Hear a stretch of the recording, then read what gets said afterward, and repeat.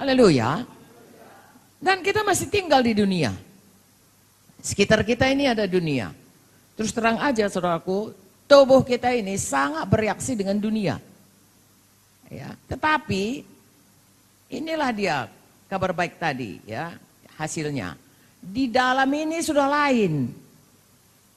Ada Yesus, ada kehidupan kekal, ada Zoe, ada Roh Kudus, ya.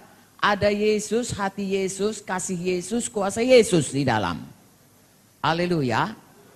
Nah, jadi kita ini roh jiwa tubuh di luar dunia, saudaraku, ya. Di dalam ini ada hati yang baru dari Yesus. Terserah kita.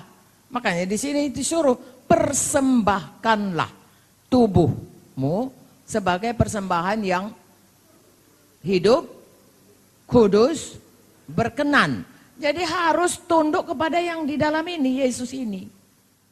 Kita tidak mempersembahkan tubuh kita ya sebagai satu persembahan yang tunduk kepada Tuhan. Tapi kita mempersembahkan tubuh kita kepada sesuatu yang tunduk kepada kehendak duniawi. Dan kalau kita baca firman Tuhan, saudaraku, itu akan membawa kepada maut. Nah, firman Tuhan dalam buku Yakobus berkata, hidup kita ini selalu ditarik ke dua arah. Satu ke arah dunia, tubuh ini, kehendak tubuh ini. Satu di dalam ke arah Tuhan. Karena ada roh Tuhan sudah di dalam. Kalau orang dunia ini nggak ada, saudara, nggak ada pergumulan. Dia senang aja ikut dunia ini. Bahkan bisa bangga dia. Kalau dia menipu nggak ketahuan dia bangga dia. Orang selamat, kalau betul-betul udah selamat, dia nipu, yang di dalam merana. Karena sudah hidup. Kalau yang dalam nggak merana, hati-hati saudaraku. Itu sudah dilawan Roh Kudus itu. Bukan cuma didudukakan saudaraku atau tidak diperhatikan, tidak. Sudah dilawan dia. Tuhan mau kita mempersembahkan seluruh tubuh kita ini tunduk kepada hati nurani, kepada Roh Kudus. Ya, nah inilah dia perjuangan saya dan saudara. Sesudah selamat, Anda menjadi hamba Tuhan, sampai sekarang ini kita semua jadi hamba Tuhan.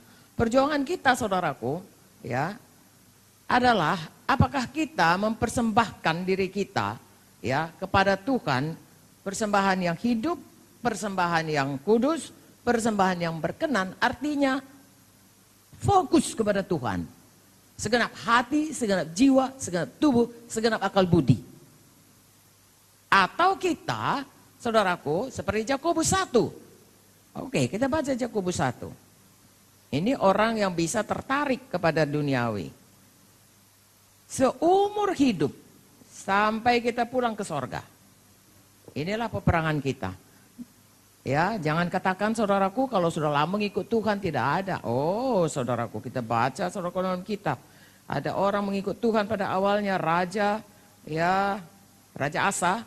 Ya, luar biasa saudaraku, ujung-ujungnya dilawannya saudaraku Tuhan.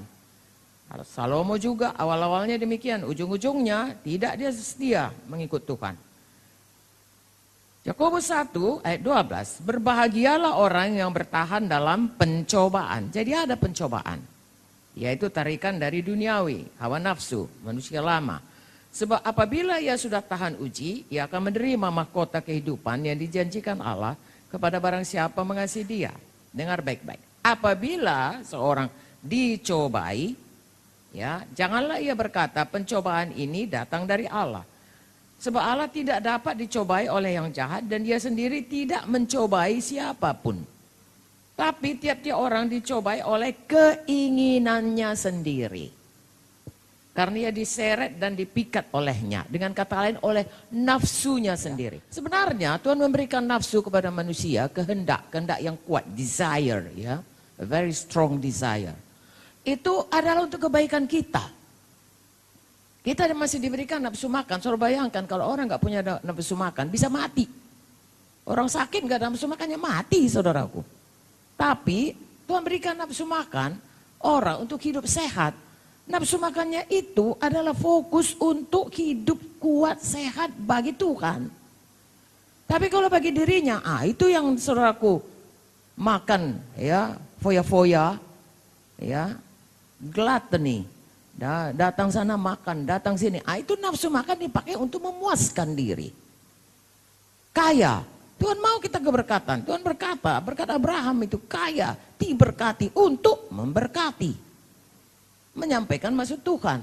Tapi kalau cinta uang, nafsu kaya itu untuk cinta uang untuk diri, itu akar dari segala kejahatan. Jadi saudaraku, nafsu itu diberi Tuhan, fokus dipersembahkan untuk kemuliaan Tuhan. Kalau tidak, itu akan bisa seperti ini, dicobai ya oleh hawa nafsu yang ditunggangi setan ya. Tiap orang dicobai oleh keinginannya sendiri ya. Ia diseret dan dipikat olehnya. Saya dan saudara bisa terseret, terpikat. Berdirilah teguh saudaraku dengan hidup fokus kepada Tuhan. Kalau tidak, di dunia ini sekitar kita, panca indera kita ini sangat peka ya akan apa yang kita lihat, apa yang kita dengar, apa yang kita rasa ya, semua. Apa yang kita cium, apa semua. Saudara kalau cium bau-bau, saudara menjauhinya. Saudara cium, ayam goreng, saudara cari di mana ayam goreng itu. Kalau dia tidak dikuasai, dipersembahkan kepada Tuhan, ya, tubuh kita ini untuk Tuhan, maka hidup kita ini akan selalu terpikat, terseret, lalu seluruh kejahatan bisa kita kerjakan. Itulah akibatnya. Kalau dosa, ia melahirkan dosa, dan kalau dosa itu sudah matang, ia melahirkan maut. Jangan mau dipikat, diseret. Persembahkan tubuh kita sebagai persembahan yang hidup, yang kudus, yang berkenan kepada Tuhan. Kasihi Tuhan dengan segenap hati, segenap jiwa, segenap akal budi, segenap kuat kita. Amin, saudaraku.